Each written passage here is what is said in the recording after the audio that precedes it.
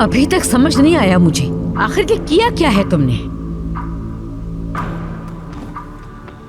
अपने बेटे की जबरदस्ती शादी करोगे? इतना इम्पोर्टेंट फैसला अनाउंस करना था तो पहले मुझे तो बता देते। आखिर मैं माँ हूँ उसकी। अगर तुम्हें बताता तो क्या राजी हो जाती तुम?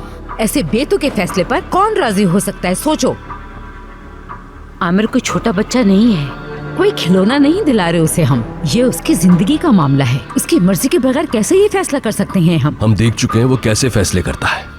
बात को समझो जावेदा, आमिर को मैच्योर होने की जरूरत है। हाँ, और ये लड़की बनाएगी हमारे बेटे को मैच्योर।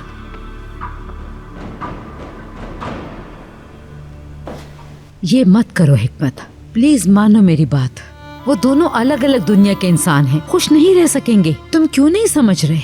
तुम उसकी माँ के एहसान दो, ठीक है, और बदले में उस पे एहसान करना चाहते हो। तुम करो ये एहसान, मुझे कोई एतराज नहीं है, मगर ये शादी इसका हल नहीं है। बेशक वो रहे हमारे साथ, इस घर में काम काज करती रहे, तुम्हारी नजरों के सामने भी रहेगी। कोई अच्छा रिश्ता देखकर उसकी शादी करा देंगे। रेहान लाखों में एक लड़की है, आमिर को इससे अच्छी बीवी नहीं मिल सकती।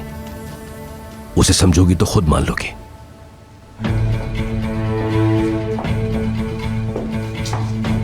नहीं समझूंगी मैं हिकमत। आमिर की माँ की हैसियत से मैं कभी कबूल नहीं करूंगी उसे। सुन लो तुम, और मेरी रजामंदी के बगैर ये शादी नहीं होगी। मैंने जो कहना था कह चुका।